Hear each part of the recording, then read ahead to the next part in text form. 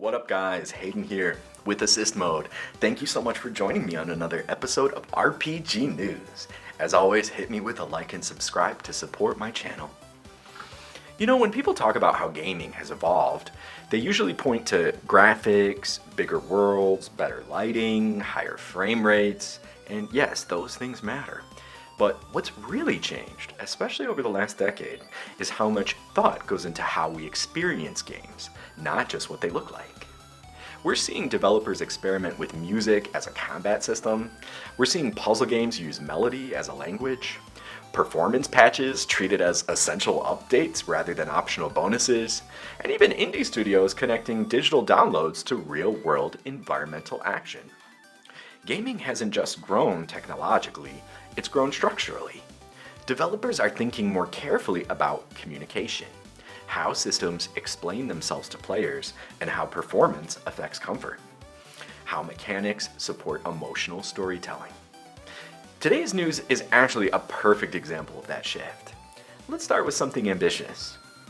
People of Note is coming to PC and consoles on April 7, 2026, and there's a demo available now on Steam. It's developed by Iridium Studios and published by Annapurna Interactive. This is a turn-based RPG musical. You play as Cadence, assembling a group of musicians in pursuit of stardom. Combat isn't framed as a traditional fight, it's presented as a musical performance. Attacks are described as genre mashups. Battle conditions evolve mid-performance. That concept sounds exciting, but it also introduced a very specific design challenge. In a traditional turn-based RPG, information is communicated visually in predictable ways. You see a turn order timeline, you see HP bars, you see damage numbers and status icons. The player understands this at a glance, like what's happening, especially if you've played an RPG before. In a musical RPG, the game also needs to communicate rhythm, timing, tempo shifts, and synergy between party members. If a battle condition changes because the genre shifts, the player needs to understand exactly what changed and why. Did attack power increase? Did timing windows shrink? Did certain characters gain bonuses? If those changes are communicated clearly through strong visual cues, readable on-screen prompts, and audio signals that reinforce mechanics, the system will feel creative and empowering. But if they're not clearly communicated, then the player may feel like they're losing or winning without understanding why. It might not be very clearly presented to them. That's what I mean when I say clarity will determine whether the concept works. The idea is strong. The execution depends on how well the information is presented. And that's why the demo matters so much. This is the kind of design you need to experience directly to understand. What do you guys think about this game? Does People of Note sound like a game that you'd be interested in?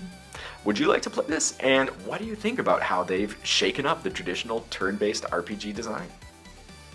Now let's talk about Swan Song, which is in development for Nintendo Switch by Goose Studios. This is a musical puzzler set inside a music box. In each level, you place notes on a musical scale.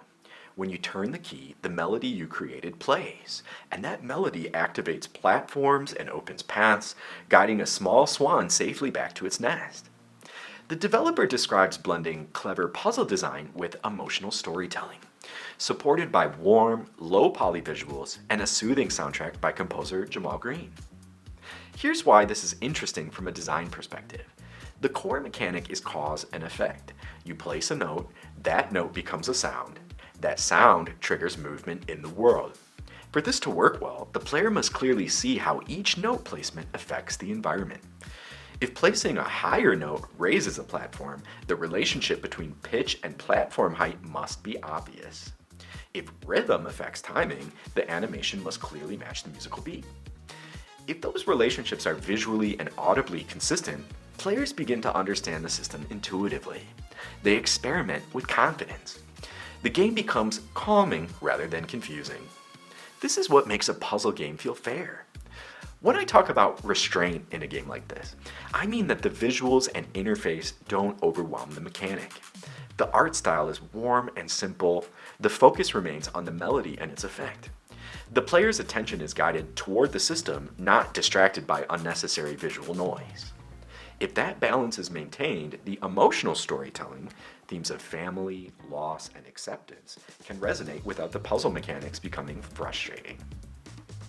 What do you guys think about Swan Song? Are you going to play it? Does it look like the kind of game that would interest you? I'm really excited by all of the musical additions that we've had to the lineup today. Now let's shift to something very different. Skyrim Anniversary Edition on Switch 2. Bethesda released update 1.2, and this patch is significant. The original Switch 2 version suffered from major performance issues, including unstable frame rates and crashes. That directly impacted how the game felt to play. Frame rate instability doesn't just affect visuals, it affects input responsiveness, camera movement smoothness, and player comfort.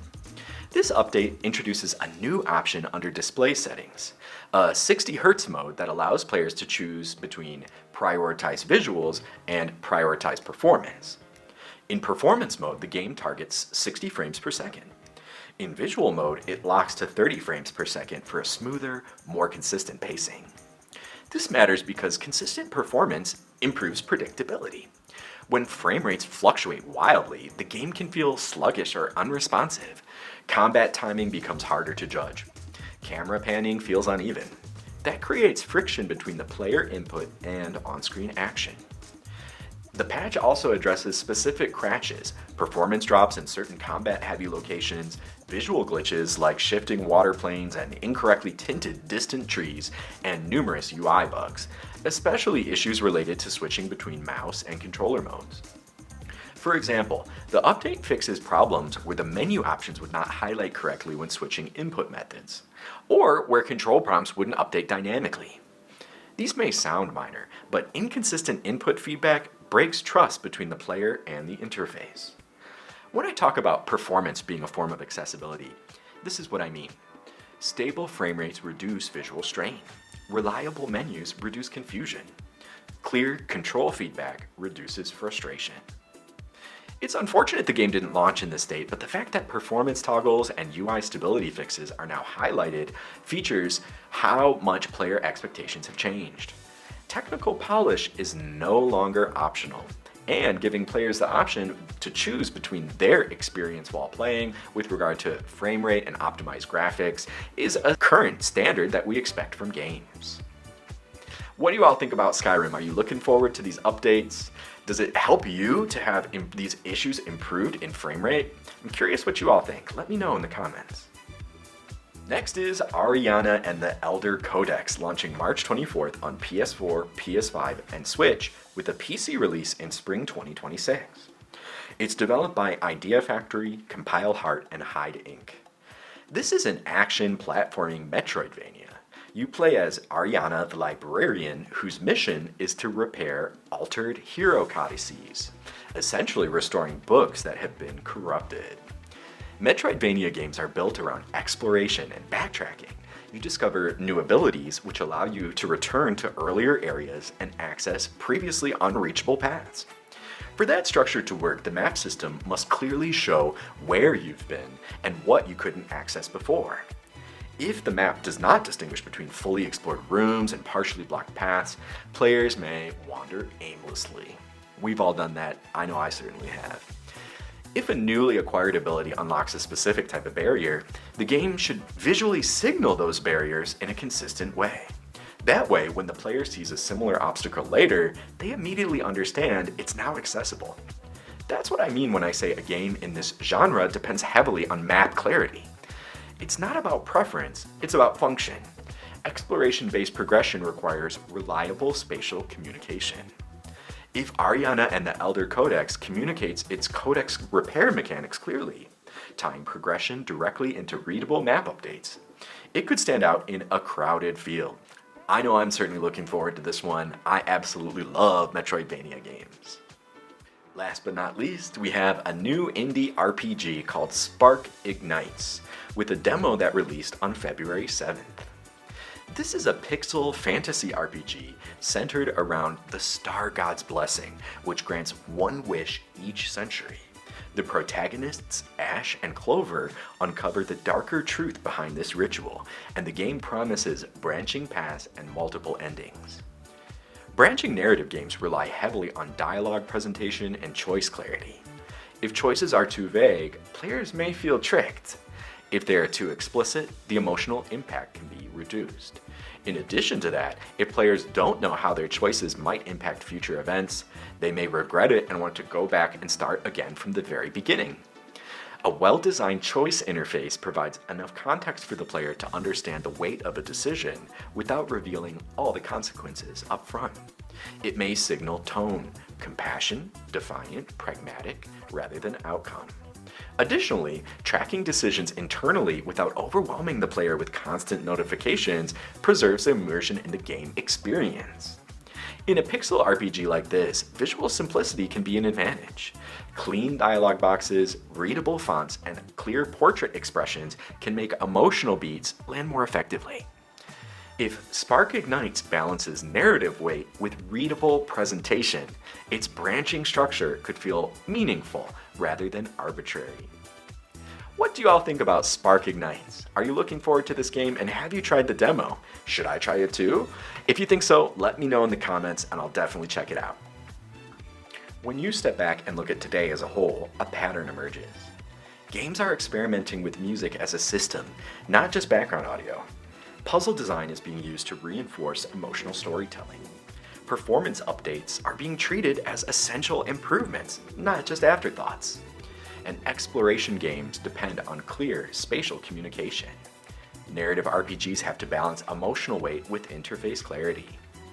Gaming hasn't just grown larger, it's grown more thoughtful about how it communicates with players. And that, to me, is the most interesting evolution of all. Let me know what stood out to you today. And if you enjoyed detailed breakdowns of RPG systems, interface design, and how games are evolving structurally, consider subscribing. I'll see you all next time. Have a great day.